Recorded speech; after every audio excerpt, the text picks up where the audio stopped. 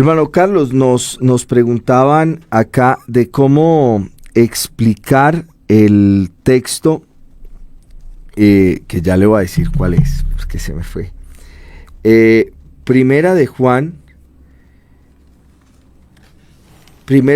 capítulo 5, el versículo 7 y 8. Bueno, ahí es donde precisamente nos sirve, ¿qué? Consultar otras ediciones de la Biblia. ¿Por qué? Porque en las ediciones más antiguas o versiones más antiguas no está ese versículo. Pero hay versiones que inclusive, como la Nácar Colunga, dice en la nota marginal, este texto no aparece en los códices más antiguos de la Biblia, sino que vino por vía exegética. ¿Qué quiere decir eso? Que leyeron el versículo, hicieron una interpretación y la colocaron en la nota marginal. Nota marginal es aquella que va abajo del texto, que está separada por una rayita, ¿sí? ¿Qué sucedió luego? Que un editor miró el texto primario, luego miró la interpretación o la nota marginal y dijo, quitemos la rayita y coloquemos y hagamos de esta nota un texto. He ahí el por qué es tan importante que las personas lean ese librito que titula Breve Historia del Texto Bíblico. Porque ahí va a encontrar la razón del por qué aparecen cosas que pueden generarle controversia a usted, pero que realmente no existe una controversia en la Biblia, sino que más bien lo que pasa en las personas es la falta de investigar. A mí me parece que los predicadores, como los lectores, deberíamos de ser el equivalente al médico. Claro. Estar siempre actualizados. El pastor Darwin es médico, pero aunque es pastor, él vive investigando diario. Claro. Vive informándose. ¿Por qué? Porque en su ejercicio ministerial puede resultar dentro de la iglesia donde él pastorea una situación que no necesariamente requiere una respuesta bíblica, Claro. sino científica. Pero si está desactualizado, pues posiblemente generes una confusión. Entonces los lectores de la Biblia, y de una manera especial los que tenemos ministerios, debemos de preocuparnos por la investigación. Yo, antes de presentar una enseñanza en la iglesia y se me genera una inquietud, yo voy a fuentes, ya sean teológicas, ya sean científicas, ya sean políticas, ya sean aquellas cosas que me generan a mí de alguna manera una inquietud, pero que quiero hacer que el receptor pueda entender lo que quiero transmitir, pues me lleva a investigar. Me lleva a investigar. Así que la invitación es a que investiguemos. Claro. Y aclararle a la persona que no es que se me ocurra a mí y tampoco que le genere confusión a la otra persona, sino que más bien lo incentive a investigar y va a descubrir que hay textos que aparecen dentro de la página bíblica que vinieron por vía exegética. Amén. Como hay artículos que fueron cambiados por conceptos teológicos buscando de alguna manera introducir una corriente de pensamiento que puede ir en contravía de la esencia del mensaje de Dios y que buscan irlo llevando a tal grado que la gente ni se dé cuenta.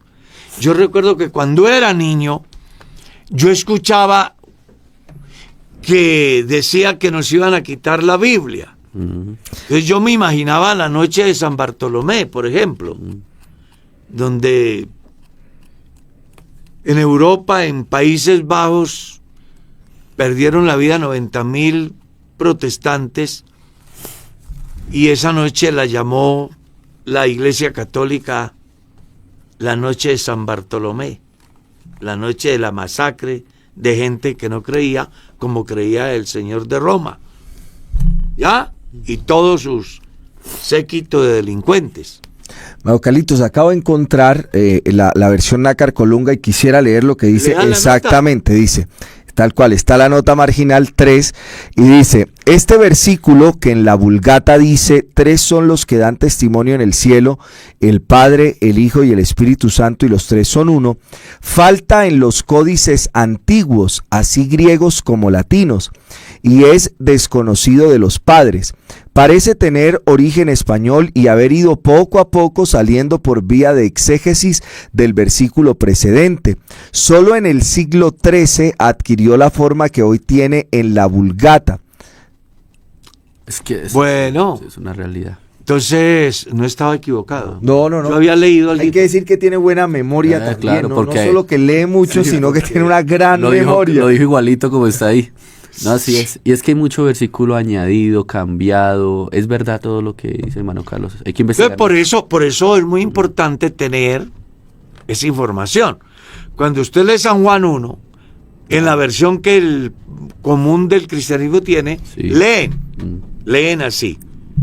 En el principio era el verbo, y el verbo era con Dios, y el verbo era Dios. Y uno escucha a los predicadores predicando y parece que se les olvida que hay algo que no concuerda con el fin del texto. Claro. Porque no puede ser que es con y es en. Es en o es con. Ajá. Es como la otra. Tiene el Espíritu Santo, pero no ha sido bautizado con el Espíritu Santo. Algo, hay que definir eso. No hay coherencia. No hay coherencia. Entonces, cuando uno lee en la Vulgata Latina, descubre que dice: en el principio ya estaba el verbo, y el verbo era en Dios, y el verbo era Dios. Ajá. ¿Cierto? Claro. En la nota marginal de la Vulgata Latina, dice que ese texto, esa palabra, dice, algo otros traducen con Dios, diciendo que con Dios se establece la diferencia de personas. En Dios la unidad de esencias. ¿Ya? Entonces, por eso es muy importante que las personas sepan leer. Yo siempre he insistido y digo y sigo diciendo. Yo tuve la oportunidad de estar en un seminario donde yo le hacía preguntas al señor de las sociedades bíblicas, el por qué le cambian el sentido al texto con el ánimo de vender más. Sí. Yo no soy científico en Biblia, yo soy un tegua. Pero a mí tiene que estar uno muy mal para no entender que hay una gran diferencia. Aquí hay uno que es experto en eso. Claro, cambia todo el sentido del texto. Cambia, porque si tú lees con y lees en, claro, pues hay una diferencia. Claro. Porque el verbo estaba en Dios y el verbo era Dios. Lo que está diciendo la Biblia es que la palabra es la exteriorización del ser. ¿Cierto? Sí. Pero si se dice que la palabra estaba con, le está poniendo cuerpo que está al lado.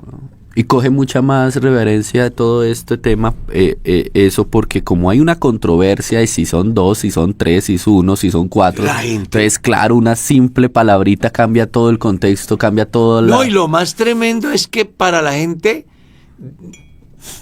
del mundo unicitario, sí, porque hay muchos movimientos unicitarios, pues no les es problema entender de que el verbo es Dios. Claro, claro. Porque al final se pegan de la última partecita, desconociendo la incoherencia que se dice. Sí. Por favor, enséñeme.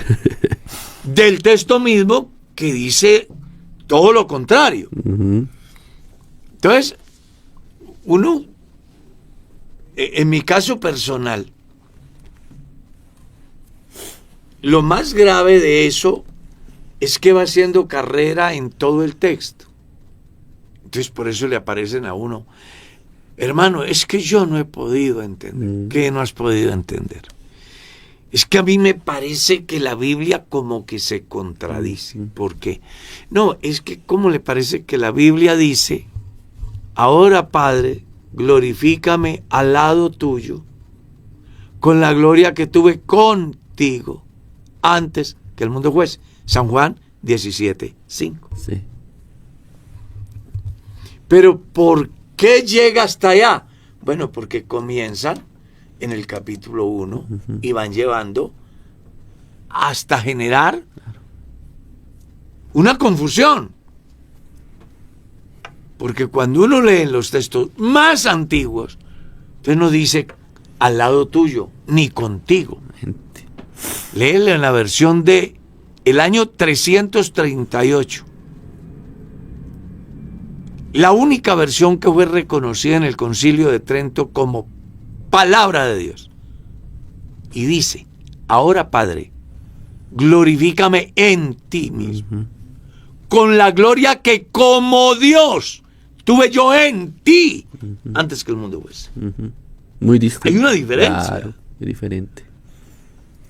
Porque en una versión de las comunes, de la última generación, pues le da pie para pensar de que sí, Jesús está al lado del Padre. Exacto. Y está con el Padre, o sea, que es coexistente. Exacto.